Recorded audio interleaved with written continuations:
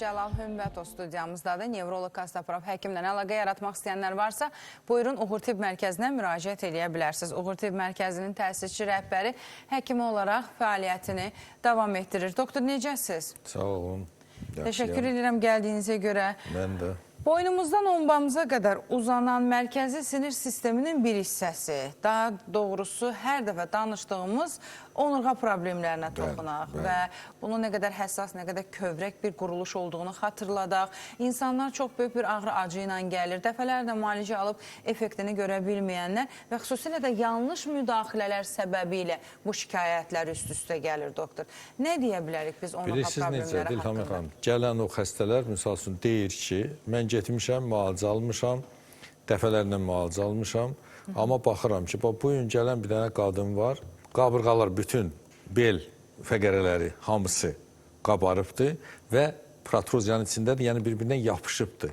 Elə bil ki, qaynaq olunubdur. İndi gəl bunu aç. Təsəvvür edirsinizmi? Bir eləmişəm, bir müəyyən qədər yaxşılaşıb, demişəm ki, əgər biz bunu ən radikal metod bizimkidir əməliyyata qədər. Bunu aça bilməsək, əməliyyata getməlisiniz. Çox heyif ki, o həddə gəlib çatır. Axı biz dözümlü millətik, dözürük. Ağrıya dözürük və ya bir dənə iynə dərman eləyirik, ağrımız azalır, biz sağalmışıq. Əsas məsələ nədir? Bu metodlar ki var, bunların heç biri fəqərəni anatomik vəziyyətinə gətirmək qabiliyyətində deyil. Gətirmirsə, o problem həll olunmursa, o proses axıra çatmırsa, orada qalırsa o səbəb, onda olan o müalicələr müvəqqəti əhəmiyyətlidir, müvəqqəti olaraq ağrıları götürür. Xəstəyə də izah edirəm, deyirəm, bax, bilirsən, biz ən azı bir 5 metodla işləyirik. Adətən xəstəyə deyirik də, 2 gün hazırlayıb, 3-cü gün səni korreksiya edəcəyik.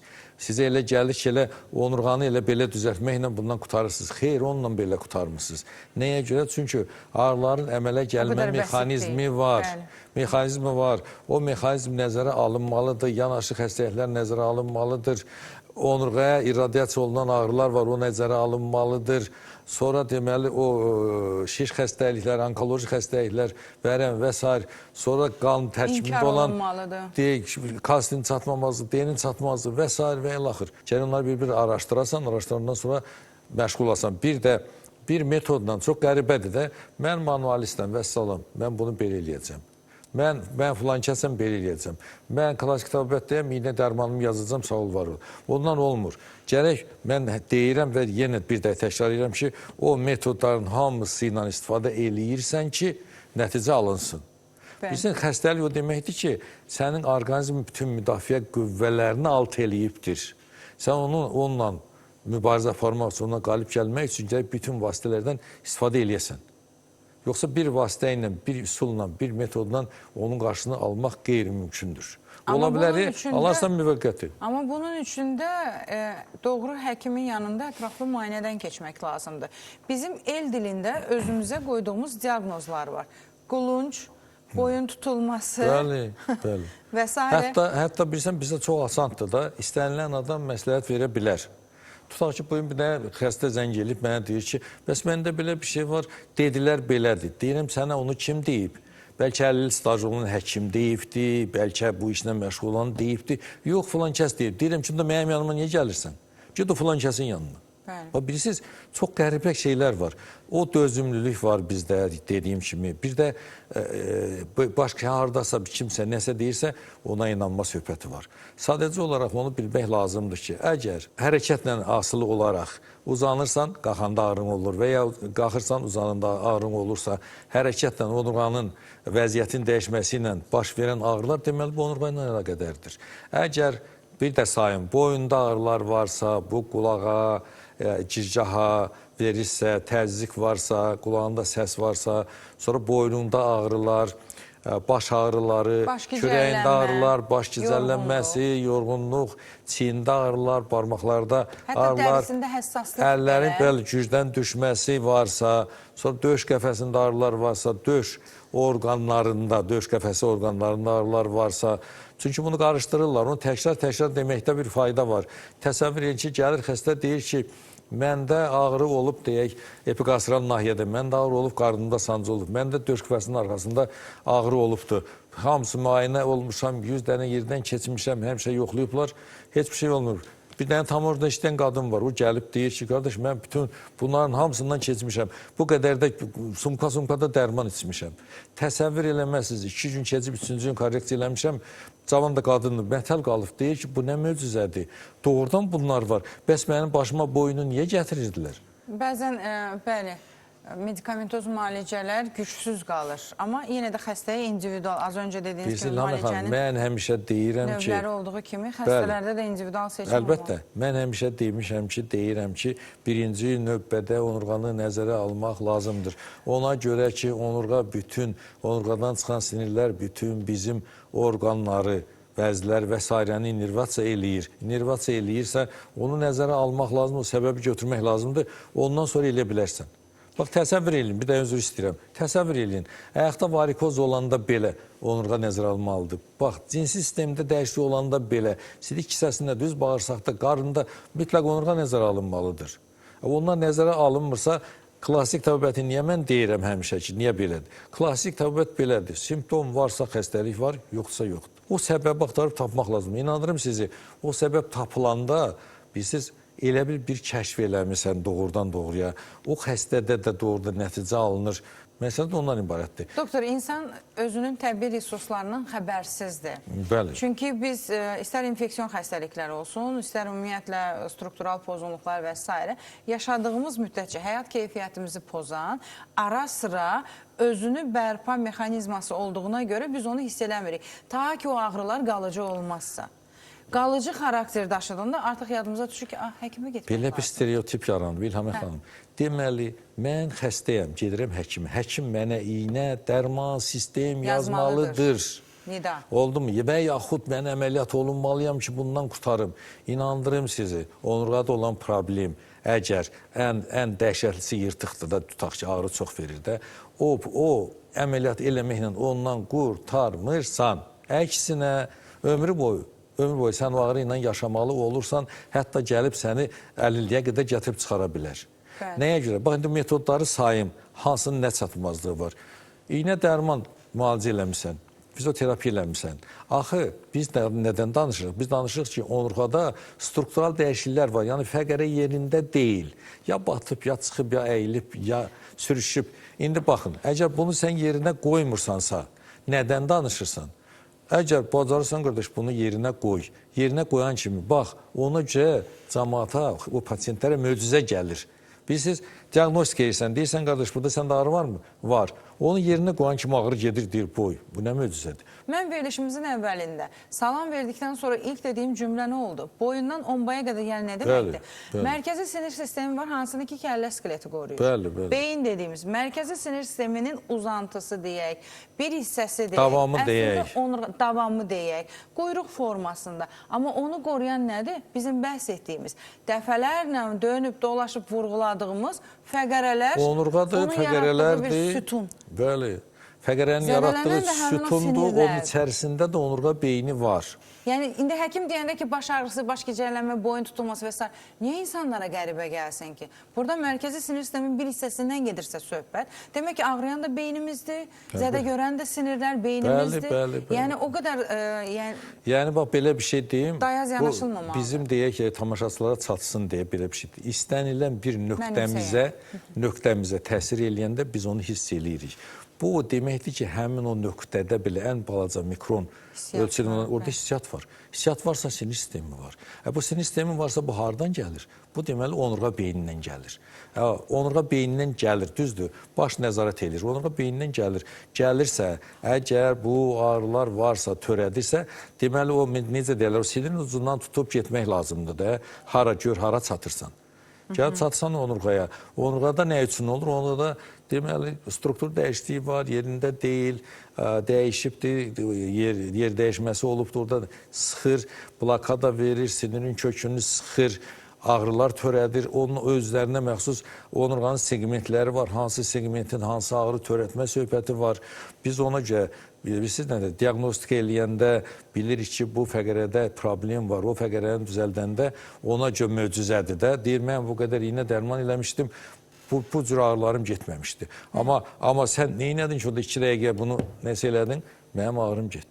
Yəni onurğa beynini qoruyan o strukturu, o qalxanı təmir etmiş oluruq. Bəli. Ona görə heç kəs təəccüblənməsin ki, ağrım niyə getdi və ya niyə mən hissiyatımı itirdim və s. Məhz ona görə ağırlaşmadan müraciət edib. Bu sadəcə fəqərələrdən ibarət olan sümük yığıntısı deyil. Bəli, əlbəttə. Deyil. Yəni qabardı, yırtıldı və s. O qədər mürəkkəb mexanizm var. Hərəkət vacibdir əslində. Bunu xatırladırıq. Amma dediyiniz kimi müəyyən segmentlərdə problem olarsa, o hərəkət onu deyim, baş vermir, sabit vəziyyətdə qalırıq. Bu da gərginlik yaradır. Bilirsiniz necə? Deməli, təsəvvür edin, bir aydınlıq gətirək. Deməli, skalyoz olan xəstədir. Gedir həkimə, iynə dərman, korset geyin və idman elə. Baxın, bu korset geyindikdə təsəvvür edin ki, bir ağacın bir budağı əyilibdir. Onun altına bir dirək qoyduq. Sonra dirəyə çıxaranda nə olacaq? Bu bir. İkincisi, ged idman elə. Yaxşı. İdman necə eləyim?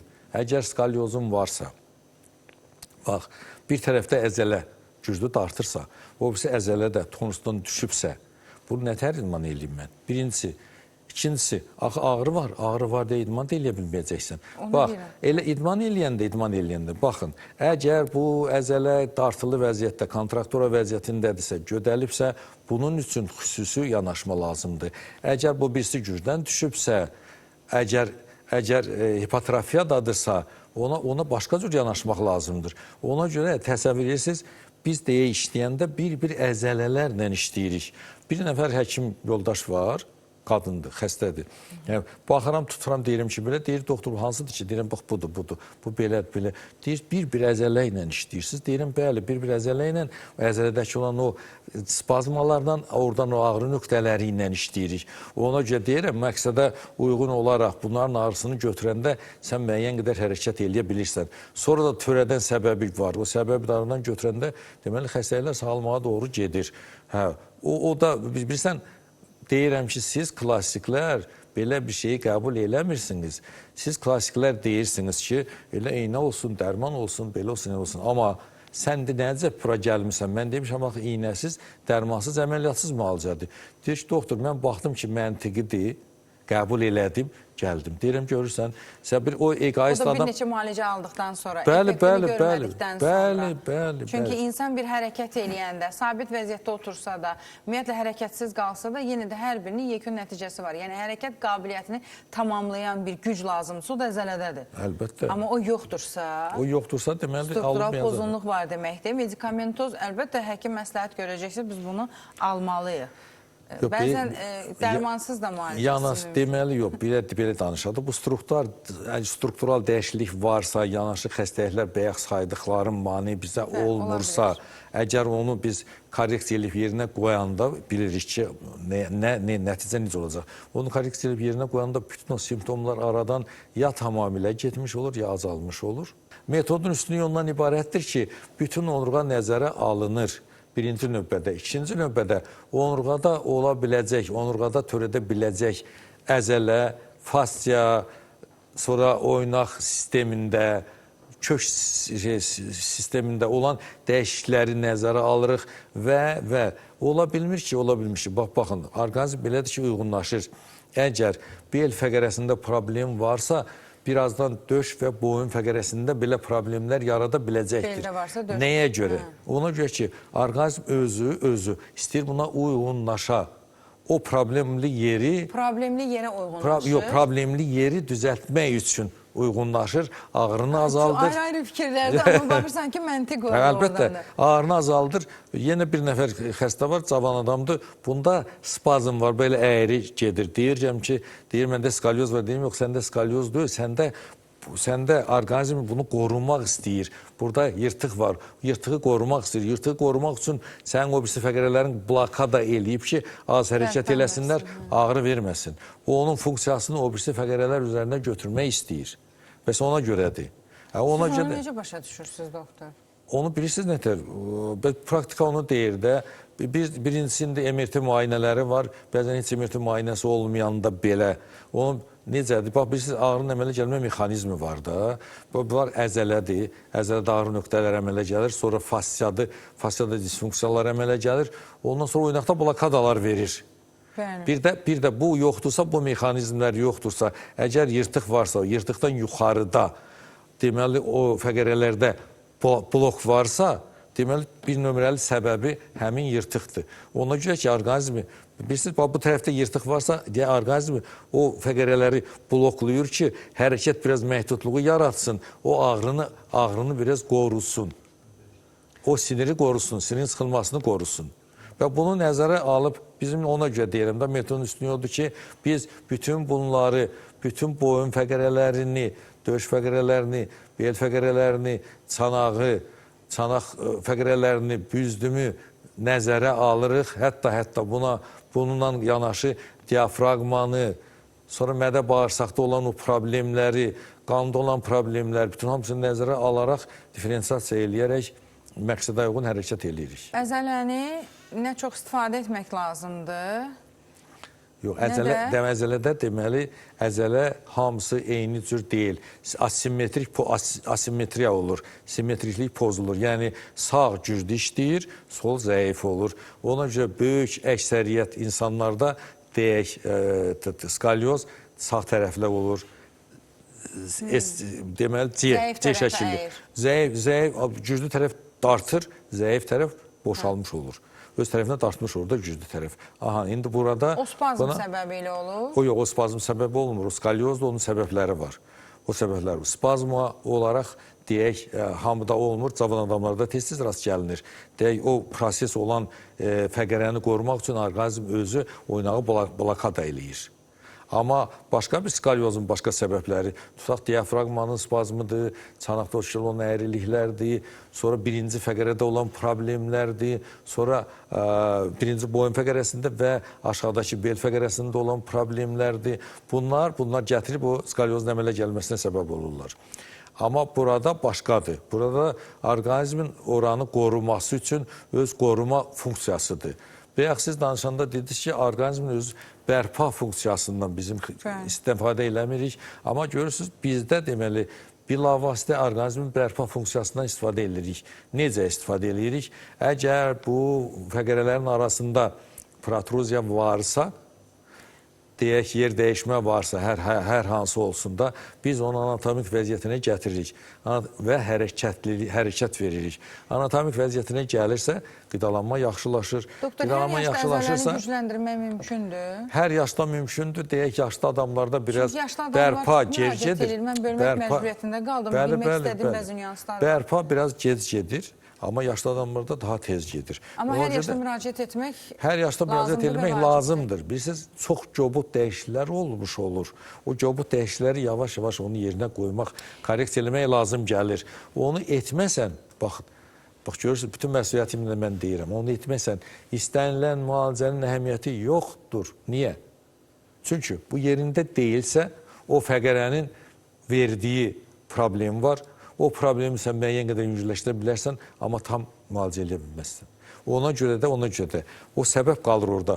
O səbəblər orada qalır deyə, bu xəstəliklər uzanır, xəstələr əziyyət çəkir. Bir sual da verim sizə. Çoxlu müraciət eləmək. Eləyəcəklə müraciət eləyəcəklə bizə güvənən çox sayda insanlar var və müraciət eləyənlər də faydasını görür. Əlbəttə. Yəni, insanların çoxu bugünkü gündə dərmanlardan qaçır. Düzdür, bu bəzən lüzumsuz yerədir, lazımsız yerədir. Bir dəqiqə üzr istəyirəm. İlhamət hanım çox maraqlıdır ki, bizə gələn xəstələrin böyük əksəriyyəti deyir ki, mən dərman içməkdən öldüm. Mən fizioterapiya eləməkdən yoruldum. Orada deyəndə deyir, eşitdim sən deyirsən ki, iynəsiz dərmansız dedim, ilahi nə yaxşı. Gedim mən iynəsiz dərmansız görüm, nə inirəm? Doktor, bir sual da verim. Axı biz deyirik, bəlli bir yaşa gəlib çatanda, istər-istəməz yaşlanma, qocalma, degenerativ dəyişikliklər, bu sadəcə sümüklərdə deyil, struktural pozunluq deyəndə o əzələni də əlavə ediriksə ki, bu da elədir, norması. Əzələlərdə də dəyişiklik gedir axı. Əzələlərinin qismən yağla əvəz olunması, hərəkətsiz qalan bir insanın pasiv əzələsi, gücsüz əzələsi, sonra da gəlir bəlli bir yaşa. Baxın İlhamə Yanlış xanım, bir yerə toxundum. hər bir, yox, düz yerə toxunmuş. Hər bir sümükdür də, o sümüyə hərəkət edən əzələ var.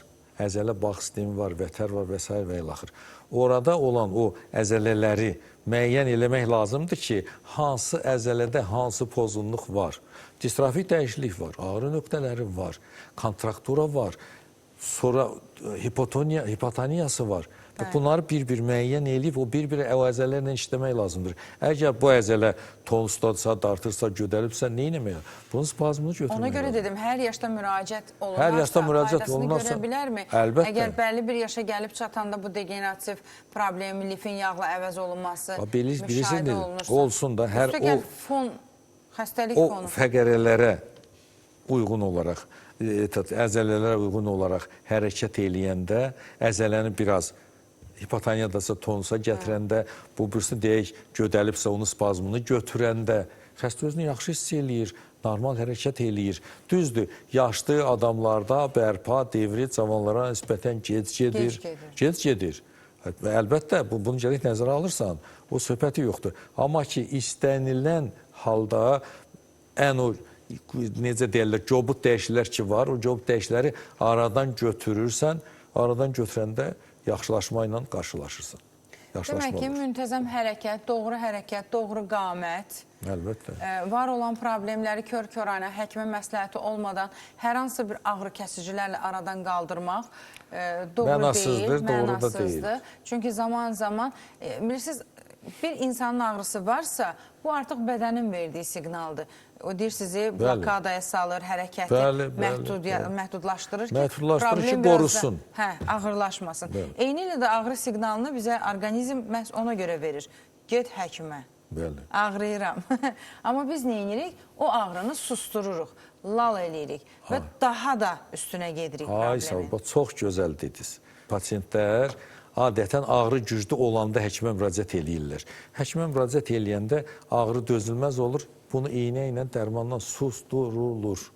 İynə ilə dərmandan susanda, baxın, o müalicə metodlarının fərqi də bundadır. Deməli, orqanizm əgər sinir kökü heç sıxılmasa belə, əgər orada yırtıq olubsa, orqanizm bunu yad cisim kimi qəbul eləyirsə, orada aseptik iltihab baş veribsə, o iltihabın 5 dənə əlaməti var. O biri, deməli, damarlanma, belə pulsasiya var. O gücdə ağrı verirsə, dözülməz olursa, həkimə müraciət edirsən. İndi onda susturulur. Susturulanda orqanizm istəyir ki, temperaturanı qaldırır, ağrını verir, mübarizə aparsın ki, bunu lizisə uğratsın, ora qan təchizatı yaxşılaşsın, şillərlər getsin, faqlar getsin, onu yeyib lizisə uğratsınlar ki, o yad cisim ya yeyilsin, ya azalsın ki, bu prosesi axıra çatdırsın. İndi biz onu süni olaraq dayandırırıq. Süni olaraq dayandıranda nə olacaqdır? O vəziyyətdə həmin o yırtıq fibrozlaşacaqdır. O fibrozlaşacaqsa ömrü boyu sənə əziyyət verəcəkdir. Bizim də metodun üstünlüyü ondadır ki, biz çalışırıq ki, həmin o fəqər arasındakı məsafəni artıraq, qidalanmanı yaxşılaşdıraq. Bəzən bilirsiniz, korreksiya eləyəndə bütün ağrıları gedir. Deyirəm, xəbərdarlıq edirəm. Bu arada bir həftə sonra eləyəcək, düzdür, sənin ağrıların artacaqdır, narahat olmayasan. Niyə? Çünki biz elə bil ki, o prosesi, həmin o autoimmun prosesi, o iltihab prosesi elə bil təzədən yaratmış oluruq. Təzədən yarananda, orada qanla təchizat yaxşılaşanda həmin proses başlayır, orqanizm özü başlayır oranı, o artıq çıxıntını yad cismi yeməyə, lizisə uğratmağa. Baxın, biz onu davam elətdirmək üçün əzəllərin sonra spazmını eləyirik, təzədən bir neçə dəfədə korreksiya eləməklə, iynə dərman işlətməməklə. Onu eləyirik ki, həmin proses davam eləsin, çünki orada sağalmanın müddəti var.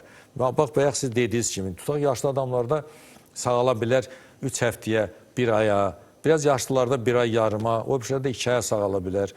Baxın, əzələnin hətta biz o spazmını götürəndə belə, biz bilirik ki, o 4 gündən 20 günə qədər davam eləyə bilər. O müddət gəlib keçə, orqanizm bu müddətdə özünün bərpa funksiyasından istifadə eləyə, onu lizisə uğrada, ya onu yeyib tam qutarır, ya da ki, yumuşaq şəkildə qalır, heç bir sinir kökünə təsir eləmir, heç bir ağrıda olmur və buna sağalma verir.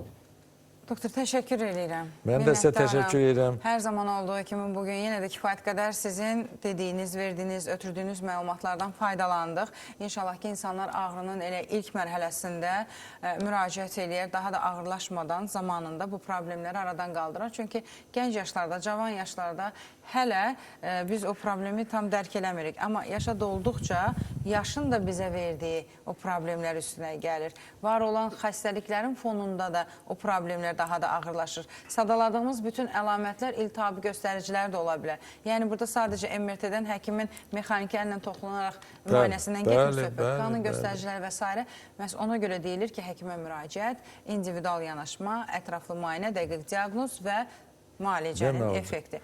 Xoş oldu sizinlə söhbət. Varmı sonda demək istədiyiniz? Yox, sonunda deməli, bilirsiniz, yaralı yerə toxunursunuz.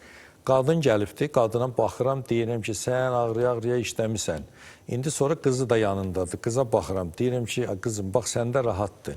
Bunu korreksiya eləyirəm, ağrıların getdi, düzdür mü? Sən mamaya bax, sən tez gəlmirsən, sən tez yaxşı olacaqsın. Amma mamada, görürsən, bu uzun çəkəcəkdir. Yəni, xahişim bundan ibarətdir ki, o səviyyə çatdırmayın, vaxtında gəlin.